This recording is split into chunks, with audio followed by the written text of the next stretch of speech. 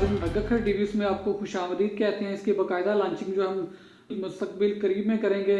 तो आज इसका जो पहला प्रोग्राम है उसमें पाकिस्तान तहरीक इंसाफ के सीनियर तरीन रहनुमा जनाब यूनुस हाशमी साहब प्रोग्राम में हमारे दरमियान मौजूद हैं। हम उनसे गुफ्तगू करेंगे, उनके पार्टी का एजेंडा जानेंगे और जो अवामुन्नास के कुछ सवालात हैं उसके बारे में उनसे पूछेंगे। ये तो हाशमी साहब प्रोग्राम में आपको खुशामदीद कहते हैं।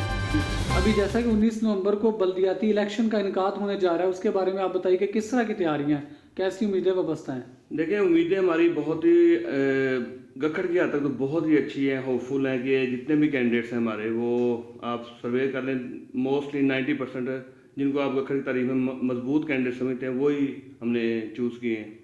और ये जो 97 का ज़िमनी इलेक्शन हमने जीता है वो इन्हीं लोगों की सपोर्ट की वजह से हम ये इलेक्शन जीते थे। तो हमने मैक्सिमम कोशिश की है कि उन लोगों को हम टिकट्स दें जो पिछले इलेक्शन में हमारी मदद करते रहे हैं। जी हाशमी साहब, मेरा यहाँ पे क्वेश्चन ये है कि जैसा कि टिकटों की तकसीम से के हवाले से मैं पूछना चाहता हूँ कि कुछ ऐसे मुकामात है जहाँ पे आपने जो है वो कैंडिडेट का मौजूद तरीन जो इंतखाब करके उसको सामने नहीं लेके आ सके, क्या ये आपका फेलियर नहीं है? नहीं, उसमें ये है कि आप देखें, पाकिस्तान की तारीख में फर्स्ट टाइम पार्टी बेस पे ग्रास रूट लेवल पे इलेक्शन हो रहे हैं।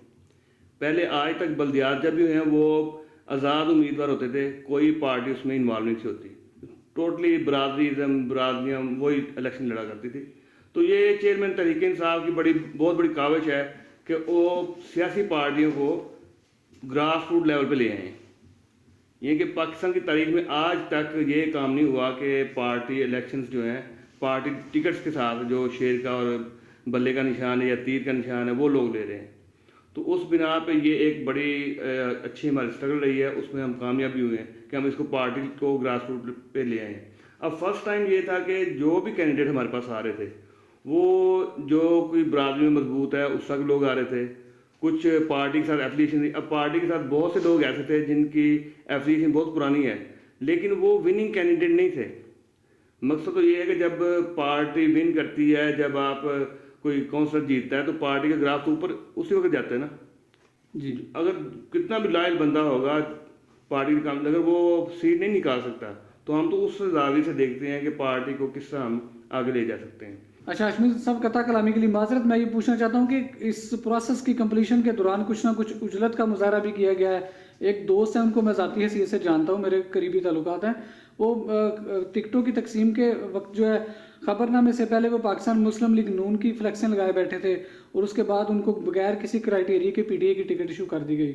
इसकी वजाहत किस तरह से फरमाते हैं? उस पर यह है कि वहाँ पे जो हमने जिस बंदे को नॉमिनेट किया था पार्टी की तरफ से वो उसके पीछे भी कुछ इस तरह के मामला थे, उसके पीछे मुस्लिम लीग नून चली गई थी। अच्छा, अब आपकी तरफ आते हैं, आपके सियासी पस मंज़र की जानिब कि आप एमपीए के मजबूत उम्मीदवार थे, सीनियर तरीन रहनुमा के हैसियत से आपको टिकट क्यों ना मिली? लेकिन उसमें यह है कि जो हमारे ज़िले के वाइस प्रेसिडेंट थे, सीनियर वाइस प्रेसिडेंट कासिम अकरम बड़ाई साहब, उन्होंने भी अप्लाई किया था और भी लोग थे उन्होंने अप्लाई किया था। उसमें कुछ ये हुआ था कि आप थोड़ा बहुत पार्टी में ये होता है कि जो लोग सामने चेहरा नजर आते हैं उनको ही टिकट्स दिए जाते हैं, ये चीज़ें हैं। लेकिन ये है कि आस्ता आस्ता देखें ना, उससे अब आस्ता आस्ता लोगों का पता चल रहा है कौन सा वर्कर ठीक है, कौन सा काम करने वाला है। अब असल में प्रॉब्लम मेन वही है कि ग्रास रूट लेवल पे जब आपको की पार्टी ना हो, जब आप देखें दूसरे मुल्कों में ये क्या है कि सबसे पहले आपने पार्टी का रुकन बनना है। जितने भी तरक्की याफ्ता मुल्क हैं उनकी सियासत आप समझें, वहाँ पे आपने पहले पार्टी का रुकन बनना है। 2-3 साल आप कारकुन एज ए कारकुन काम करेंगे, उसके बाद वो आपको काउंसलर की टिकट के अप्लाई देंगे। क्राइटेरिया उनका वो आप काउंसलर मुंतखब हो जाते हैं, उसके बाद हम आपको एमपी या जिसे पाकिस्तान में एमपी कहते हैं, फिर उसको उसकी सीट मिलती है। जी। यहाँ पे ये सिस्टम नहीं है। यहाँ पे सिस्टम है कि जो बड़ी बरादरी है या जिसका कोई ज़्यादा सोर्सेज हैं वो उसका इलाज के जरिए आता है, पार्टियों में शामिल हो गए तो जी फायदा ले। अच्छा, अगले सवाल की जानिब बढ़ते हैं। जी हाशमी साहब, आप समझते गखड़ को एक एमपीए की ज़रूरत है? ज़ाहिर है जी, एमपीए की तो बहुत ज़रूरत है, लेकिन एमपीए का जो सिस्टम है जो हम समझते हैं, जो मेरा जो है मसला कि मैं एमपी या एमएनए को इतना जो है ना वो जिम्मेदार नहीं समझता ये लोकल जगह पे। असल सिस्टम म्यूनसिपल कमेटी का है जो अब होने जा रहा है। जी। सबसे बड़े बैड लक ये रही कि हमारी 10 साल से यहाँ पे बल्दियात ही नहीं हुई ہم ہر کام کے لیے اب پورا سسٹم ہی آپ دیکھیں ڈسالو ہوا ہوا ہے. آپ کسی جگہ چلے تھانے کچہری کسی جگہ چلے جائیں پٹوار کے آپ کو ایم پی کی ضرورت ہے. آپ ایم پی کے فون کے بغیر آپ کا کوئی کام ہی نہیں ہوتا. جی چھوٹا سا آپ کوئی مسئلہ آپ کو مسئلہ ہو جائے آپ دیکھیں آپ نے پچھلے دنوں میں اسٹرگل کی ہے گراؤنڈس وغیرہ کے لیے تو وہ میں دیکھ رہا تھا کہ آپ کے پاس طاقت ہے میڈیا کی. اس کو یہ بھی ایک بہت بڑی طاقت ہے. یہ ستون ہے ریاست کا آپ کا الیکٹرانک میڈیا یا پرنٹ میڈیا. اس آپ کے پاس طاقت تھی آپ وہ جو افسران بالا کو بھی یہاں پر لے کے آئے جگہ بھی دکھائی سب کچھ. اب آپ سوچے ہیں کہ ضرورت تو وہ عام پبلک کی ہے. گراؤنڈ جو عام پبلک کے لیے ضروری ہوتی ہے اس کے لیے کسی کو آج تک سوچ اپروچ نہیں ہے کہ یہ کام بھی ہونے چاہیے. جی اچھا ہاشمی صاحب پڑھتے ہیں آپ کی پارٹی کے لیڈر جو ہیں پاکستان تحریک انصاف کے چیئرمین جناب عمران خان صاحب ہیں.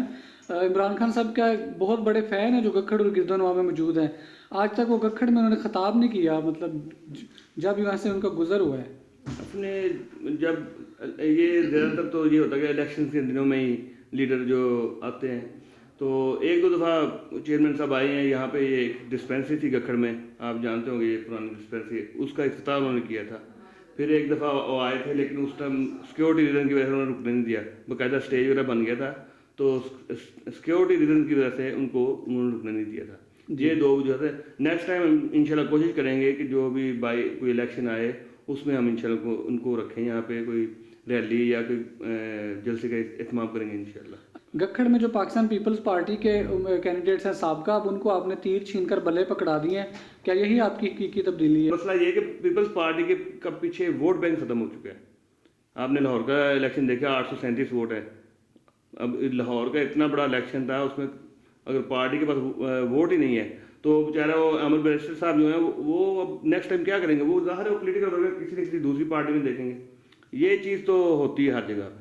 جی ہاشمی صاحب اگلا سوال اس کی جانب بڑھتے ہیں. جیسا کہ ابھی تک آپ تذکرہ فرما رہے تھے کہ الیکٹرانک میڈیا کی کاوشوں سے گکھڑ کی گراؤنڈ جو ہے اس کے بارے میں باقاعدہ آغاز کر دیا گیا ہے. لیکن اس کا میں یاد نہیں کراتا ہوں کہ 4-5 ماہ قبل جب بائی الیکشن میں پی ٹی آئی کے نمائندہ ناصر چیمہ صاحب جو انہوں نے وعدہ کیا تھا عوام الناس سے کہ میں ٹھیکے پہ گراؤنڈ لے کے دوں گا فتح کے بعد, تو اس کے بارے میں کیا پیش رفت ہوئی ہے؟ دو جگہ ہم نے ان کو دکھائی تھی. ایک تو یہ جو آپ کی نہیں سی این جی والی جگہ یہ اس کے ساتھ ہی ہمارے جو آرمی کے انڈر ہے وہاں پہ انہوں نے کچھ کوشش کی لیکن وہ کوئی 2-4 سال نیکسٹ تک وہ لیز پہ ہے. تو سوٹیبل جگہ جو ہے نا وہ روڈ پہ آپ دیکھ لیں آپ نے کافی کوشش کی ہے وہ بہت دور جا کے وہ ایک جگہ ملی ہے تھانے کے ساتھ. تو وہ سوٹیبل کوئی جگہ نہیں لیکن وہ بالکل ایگری ہیں. پارک کے لیے ہم کوشش کر رہے ہیں واکنگ ٹریک کے لیے وہ ہم نے ایک جگہ سلیکٹ کی ہے یہ وابڈا کے ساتھ. میں آپ کو بتا دیتا ہوں اگر آپ بھی اس پہ محنت کر سکتے ہیں کریں کہ وہاں پہ انہوں نے کہا تھا کہ جتنی بھی مٹی یا جو بھی ٹریک کا خرچہ ہے وہ میں بتاتے خود دے دوں گا.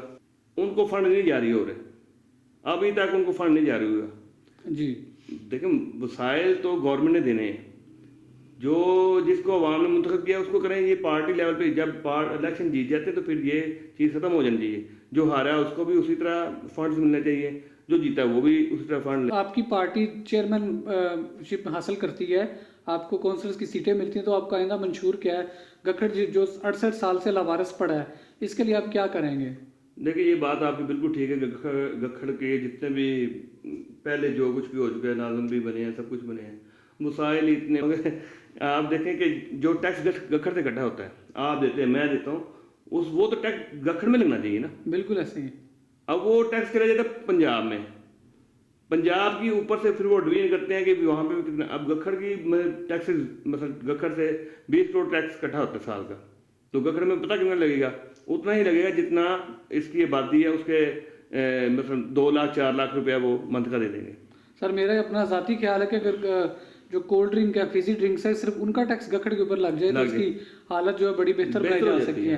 لیکن یہ جو ڈیوٹی ہے یہ تو آپ کی آپ لیڈرز جو ہیں اس کو باقاعدہ کمپین بنائیں. دیکھیں انشاءاللہ یہ بلدیات کا ہے یہ ہمارے ہاتھ میں ہے ٹھیک ہے نا. جو پنجاب لیول پہ اوپر اسمبلی میں چلے جاتے ہیں تو ان کے اوپر فورسمنٹ آپ کو پتہ ہی کتنی کم کر سکتے ہیں کتنا کہہ سکتے ہیں. یہ جو ہے اگر چیئرمین شپ انشاءاللہ ہمارے آتی ہے تو ہم نے انشاءاللہ کوئی تبدیلی کا سسٹم دیں گے آپ کو. گکھڑ میں تبدیلی کا سسٹم دیں گے. روایتی کام نہیں ہم انشاءاللہ انہیں دیں گے. یہ ہم ہاشمی صاحب آپ کا بہت شکریہ آج آپ نے ہمیں پروگرام میں وقت دیا. آپ سے لاسٹ کوسچن یہ ہے کہ گکھڑ کا جو حقوق کا نمائندہ ٹیلی ویژن ہے گکھڑ ٹی وی کے نام سے ویب ٹی وی لانچ کیا جا رہا ہے. آج اسی کے سلسلے میں اس پروگرام کا انعقاد کیا گیا.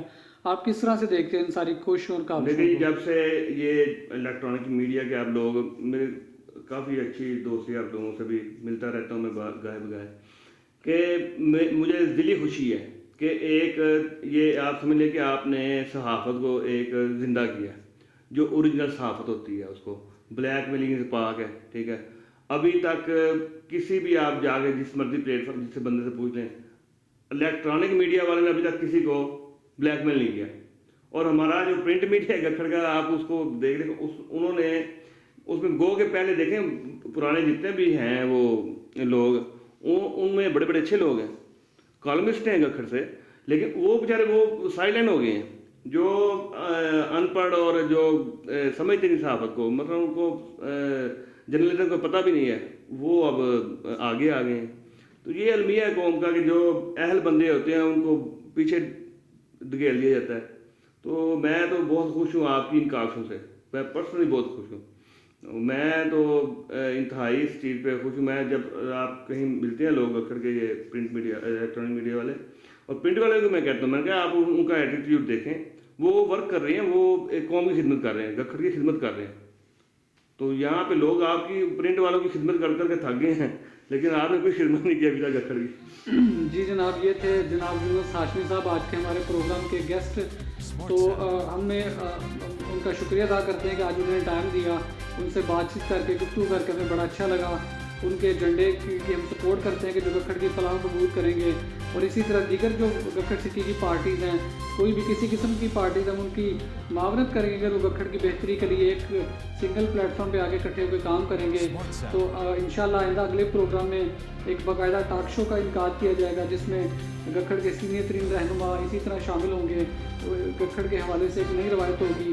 تو آج کا ہوسٹ فیصل افضل آپ سے اجازت چاہتا ہے. ملتے ہیں.